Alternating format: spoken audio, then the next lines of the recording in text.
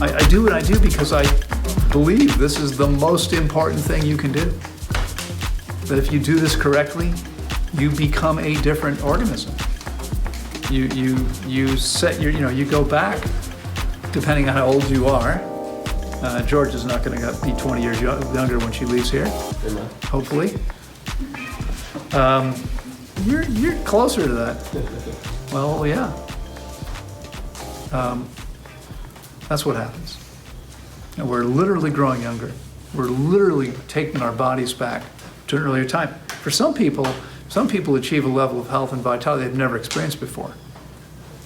Because unfortunately today, the average baby's born, even if his parents were really healthy, they inject poison into their bloodstream 2 hours after birth.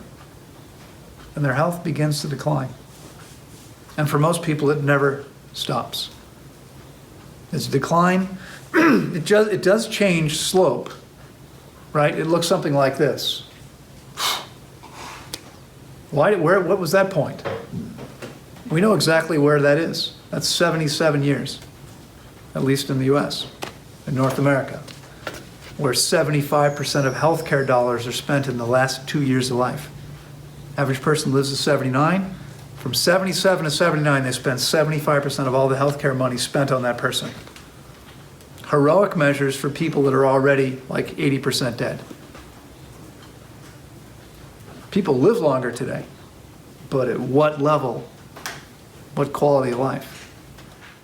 But the good news is, if you enjoy life, and I do, no reason you can't be around for a long time and at a much higher quality of life. It's said if you look at mammals, there's a rough multiplier of the gestation period of a mammal that will tell you what its lifespan is. And if you look at that factor, what works for other species, with our 9-month gestation period, we should be living to something like 125 to 135 years. So if the average person lives to 79, we're not doing that well. And in some places it's less than that. And in a few places it's a little bit longer. But there aren't many places where people live much longer than that. Even the places where people live longer, it's usually like 2 years, 3 years. And again, at what quality of life? Okay, we can do much, much better. And I know to a great degree, I'm already preaching to the converted. You guys wouldn't be here if you thought that medicine was the way. But unfortunately, I mean, that's, if you want to help the rest of the world, our job is to help people understand that medicine's not helping them. Really hard. It's really hard. hard to convince them. It is hard. That's because they don't want to be convinced. It's very difficult to convince someone of something against their will. I mean, most people don't realize what's even possible. Yes. So when I travel and speak, I usually do introductory lectures, 90 minutes to 2 hours with questions, followed by a full day seminar. And the introduction is simply to let people know what's possible. Because most people have no idea. Most people, again, the average person my age in North America takes 3 medications every day. I've taken 2 ibuprofen in 32 years. They're taking 3 different drugs every day.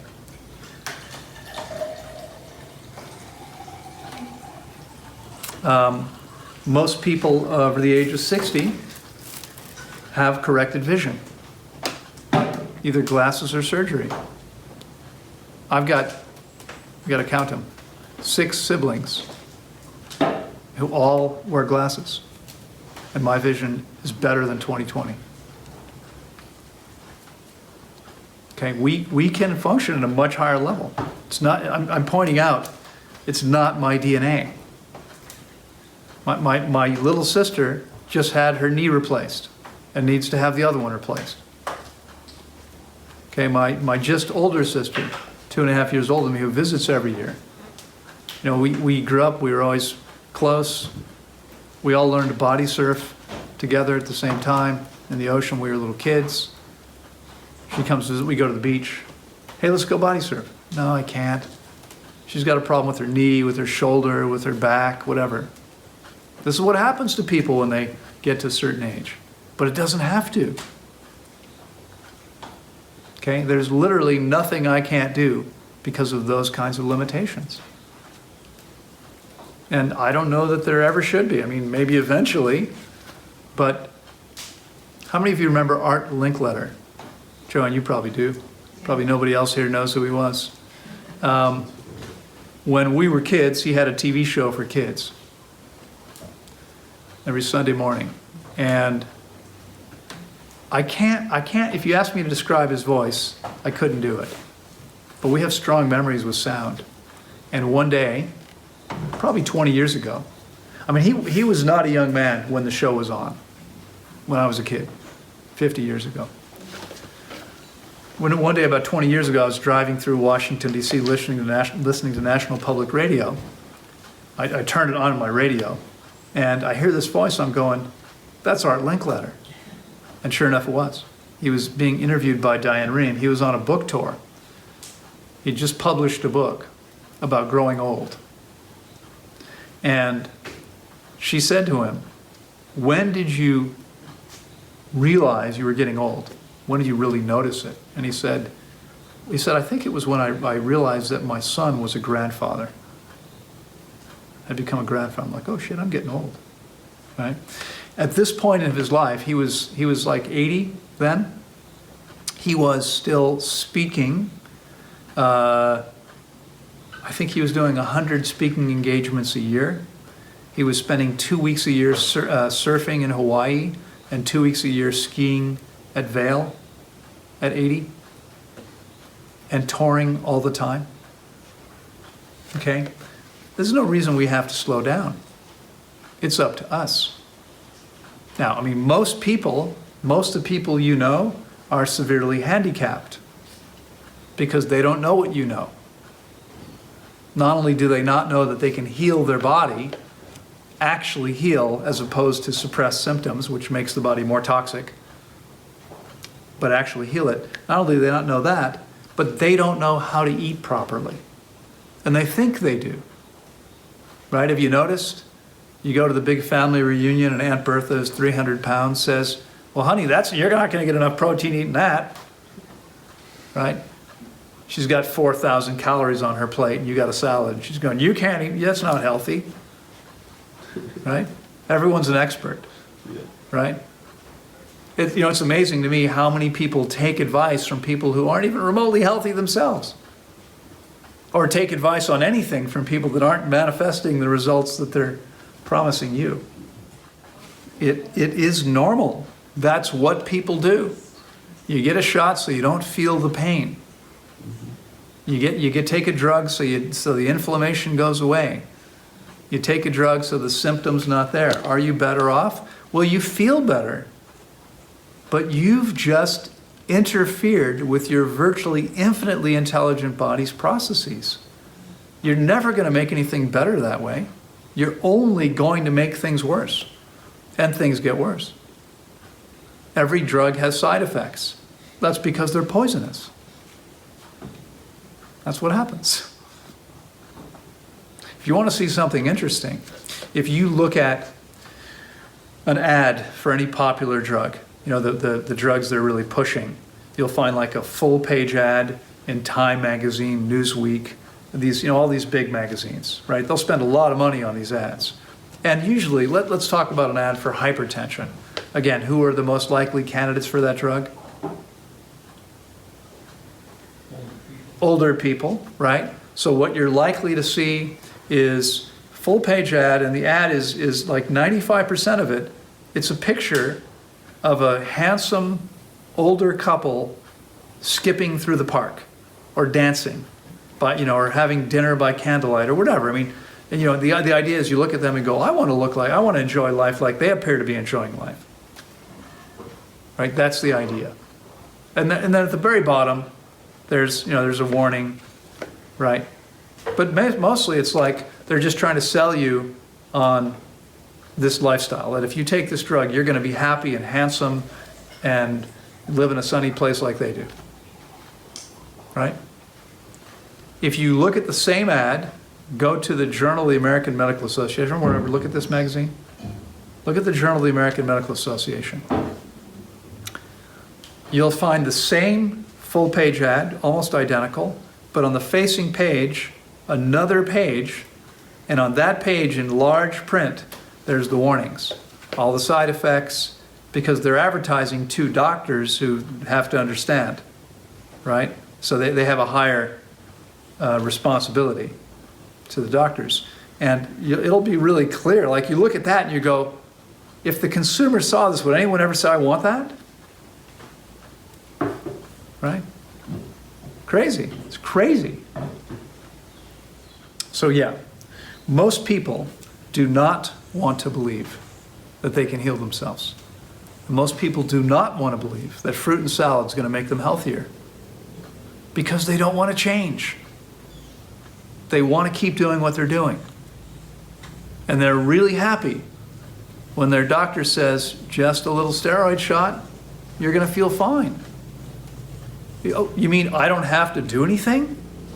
I don't have to change anything? You can handle this for me? Thank you. They do not want responsibility. They do not want to change. And no one questions it. No one says, but is this actually going to help me, or is it just suppressing a symptom? Because most people think that the symptom is the problem. Well, if the shoulder's frozen and getting this shot means it's not frozen anymore, then I'm clearly better off. What if it's destroying your liver because of toxicity? Oh, I didn't think about that. What if it's messing up your arteries? What if it's affecting your brain? Okay, that's what these substances do. They're toxic substances which mess up our bodies and how they work. But most people, they don't even question it because they don't want the responsibility. Most people don't want responsibility in general, but certainly for their own health, because taking responsibility for one's health requires that they make changes, and most people don't want to. So most people, I mean, I'll give you a great example of this. 20 years ago, I was dating a woman from the UK. She was beautiful, she was tall, just an inch or two shorter than me, and she was lean and fit and really lovely. And we're walking down the street one day in Washington, D.C., and we passed a woman, middle-aged woman, and a few seconds after we passed her, we heard, "Excuse me," and we turn around, and she's standing there facing us, and she says, "Excuse me, I'm sorry to bother you, but I've never seen two people look as healthy as you do. What do you do?" And we said, "Well, we just eat raw food." She says, "Oh, okay. Oh, thank you. Bye-bye." And she hurries off quickly. She didn't want to hear about that. She wasn't interested in that. I guarantee you what she was hoping for was we were going to say something, "Oh, we take this supplement. We use this superfood. We have this, we take a pill. We have a magic bullet. Here's where you can get yours." She didn't want to hear, well, we stay physically active and we eat right and no, hey, whoa, no thanks, no thanks. It's the truth. Unfortunately, that is the truth. I mean, again, you can disagree, but I've worked with many, many thousands of people. This is where most people are. Most people are stuck. Unfortunately, it often requires that people have some real problem, like they really get to a point where they're really suffering, big time, where they finally wake up and go, okay, this isn't working for me. In fact, I'm incredibly grateful that I got as sick as I did at 23, because I lost my freedom. I couldn't use my body or brain the way I wanted to and was used to. And unlike someone who is 60 or 65, who might just go, well, I'm getting old, this is just how it is. I thought, oh, hell no, this isn't okay. I'm not putting up with this. I was fine last year. How can I be so bad today? There's got to be a way to fix this. And when medicine didn't help me, it spurred me to go find a way to do it. But unfortunately, that is not what happens to most people. Who helped you find your way? Some authors. I mean, I started out, I realized a long time ago, I just had this, I don't know, I always felt very close to nature, and I got that nature was where the answers were. I think I might have shared with you, I started studying nutrition when I was about 15. I told you guys that story, didn't I? Yeah. So, I mean, I was already very much focused in this direction. Although it was just a sort of a side interest. It wasn't my primary focus in life. It was something I was interested in. But that was, I mean, nature has been my greatest teacher, and still is, to this day.